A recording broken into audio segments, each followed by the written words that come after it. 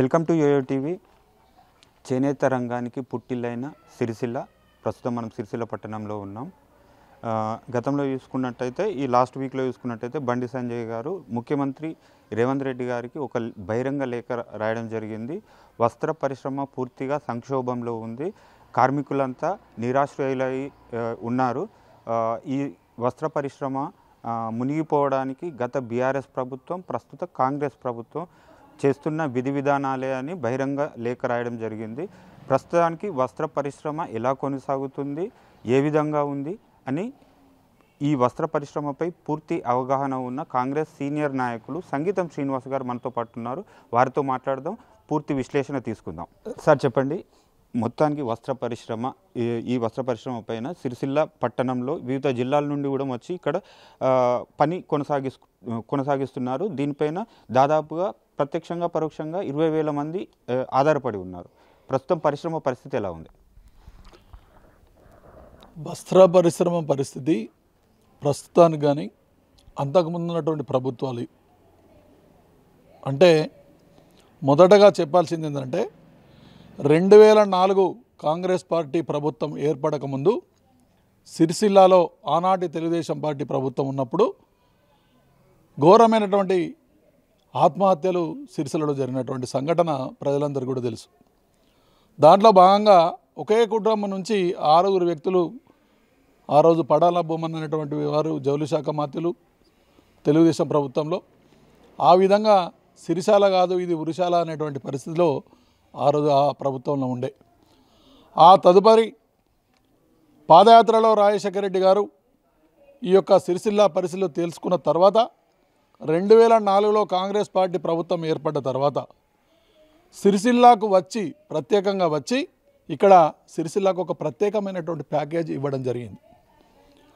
స్వయంగా సీఎం గారు ఇక్కడికి వచ్చి, రాజశేఖర రెడ్డి గారు వచ్చి ఆ రోజు స్థానిక కాలేజ్ గ్రౌండ్లో ఈ యొక్క పెద్ద సభ పెట్టి కార్మికులందరినీ పిలిచి ప్రత్యేకమైనటువంటి ప్యాకేజ్ అంటే ఇక్కడ ఉన్నటువంటి అప్పటి వరకు 1994 నుంచి 2004 వరకు ఆత్మహత్య చేసుకున్నటువంటి ఎవరైతే పవర్లూమ్ కార్మికులు కానీ చేనేత కార్మికులు ఉన్నారో వాళ్ళందరూ కూడా 1,50,000 రూపాయలు ఎక్స్గ్రేషియా ఇచ్చి, ఆ కుటుంబంలో ఇల్లు లేని వారికి ప్రతి ఒక్కరికి కూడా ఇందిరమ్మ ఇల్లు ఇచ్చి, వాళ్లకు 50 సంవత్సరాలు నిండినటువంటి ప్రతి నేత కార్మికునికి పెన్షన్ను ఇవ్వడం జరిగింది.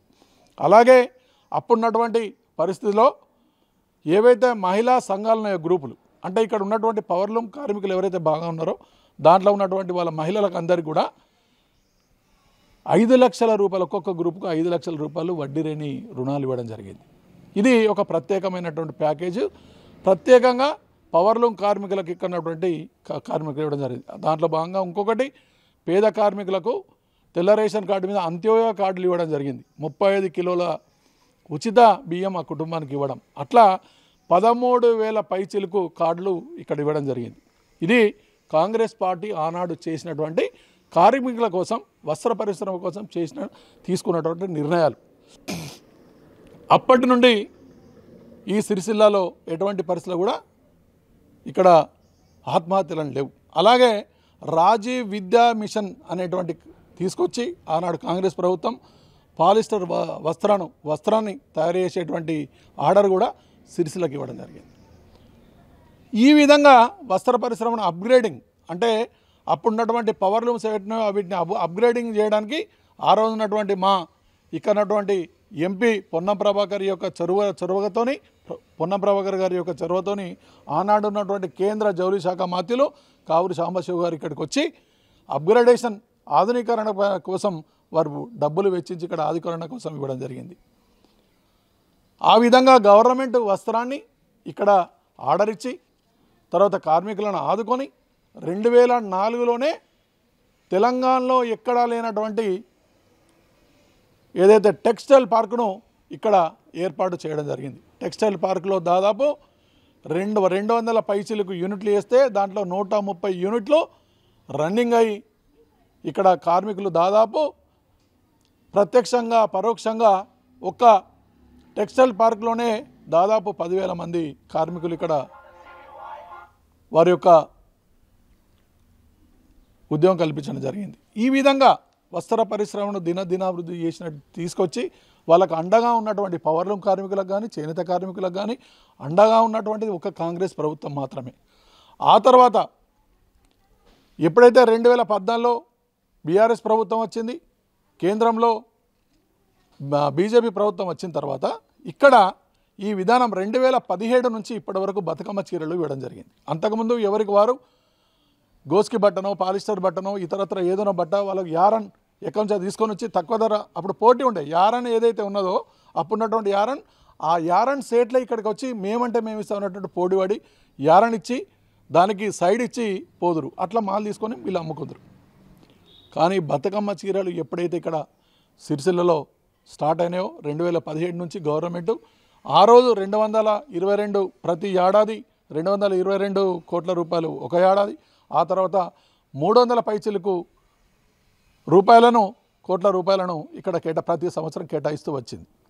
సరే, దాంతో ప్రత్యక్షంగానో పరోక్షంగా కొందరు కార్మికులు బాగుపడ్డా ఆసాములు మాత్రం ఆ తర్వాత కాటన్ పరిశ్రమ పూర్తిగా క్షీణించిపోయినటువంటి పరిస్థితి బీఆర్ఎస్ ప్రభుత్వం అనేది కేంద్ర ప్రభుత్వం ఉన్నటువంటి బీజేపీది.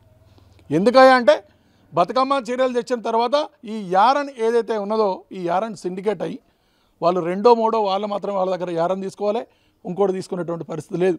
అంటే పెద్ద సెట్లు మాత్రమే ఇలా లబ్ధి పొందేటువంటి పరిస్థితి. మ్యాక్స్ సొసైటీలు ఎస్ఎస్ఐ యూనిట్లు ఈ పెద్ద సెట్ల యొక్క కబంధ హస్తాలలో వాళ్ళు బినామీ పేర్లను పెట్టుకొని ఆసామీ వ్యవస్థనే నాశనం చేసినటువంటి పరిస్థితి ఈ టీఆర్ఎస్ ప్రభుత్వం తీసుకొచ్చింది. కానీ కేటీఆర్ గారు గతంలో చాలాసార్లు చెప్పారు, సిరిసిల్లను ఉరిశాలగా ఉన్న సిరిసిల్లను మేము వచ్చిన తర్వాతనే, అంటే మా ప్రభుత్వం వచ్చిన తర్వాతనే సిరిశాలగా మార్చామని. అది ఎంతవరకు కరెక్ట్ అంటారు? నేను చెప్తున్నా కదా సార్,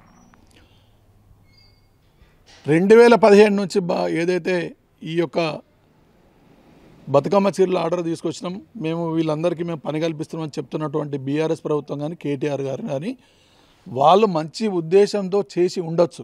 కానీ వారు చేసినటువంటి ప్రక్రియ ఏదైతే ఉన్నదో ఈ మ్యాక్స్ సొసైటీలు కానీ ఎస్ఎస్ఐ యూనిట్లు వీళ్ళు ఈ యూనిట్లను కొందరు 6-7 సేట్లు మాత్రమే వాళ్ళకు కొన్ని డబ్బులు ఇచ్చి ఈ యొక్క సొసైటీలో వాళ్ళ కబంధ స్థలం బినామీ పేర్ల మీద పెట్టుకొని కోట్ల రూపాయల లాభము వీళ్ళే చెందారు. ఇదివరకు వ్యవస్థ సిరిసిల్లలో ఎట్లా ఉండాలి, ఫస్ట్ పెట్టుబడిదారి, మధ్యలో ఆసామి, ఆ తర్వాత కార్మికుడు. కానీ కార్మికునికి నెలకు 14,000 13,000 రూపాయలు వచ్చింది తప్ప 18,000 20,000 ఏనాడు రాలే.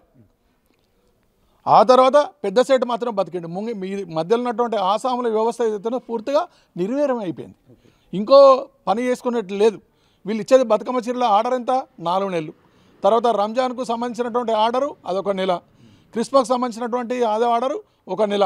ఈ విధంగా టోటల్గా 6 నుంచి 8 నెలలు మాత్రమే పని, మిగతా పని లేదు. ఇక ఈ 6 నుంచి 8 అంటే 8 నెలల పని ఏదైతే ఉన్నదో దీనికి కావాల్సినంత మొత్తం లాభం పెద్ద సెట్లు మాత్రమే లబ్ధి పొందారు. దాంట్లో టీఆర్ఎస్కు సపోర్ట్గా ఉన్నటువంటి నాయకులే. కింద ఆసాంల వ్యవస్థ మొత్తానికి నిర్వీర్యం అయిపోయింది, కాటన్ వ్యవస్థ పోయింది. ఈ సిండికేట్ అయిన తర్వాత ఎక్కడ కూడా చిన్న ఆసామి ఎవడు బతికేటువంటి పరిస్థితి లేదు, పెద్ద సెట్లు మాత్రమే బతికేటువంటి పరిస్థితి నెలకొన్నది. ఇవాళ వస్త్ర పరిశ్రమ ఎక్కడ కూడా సంక్షోభం లేదు.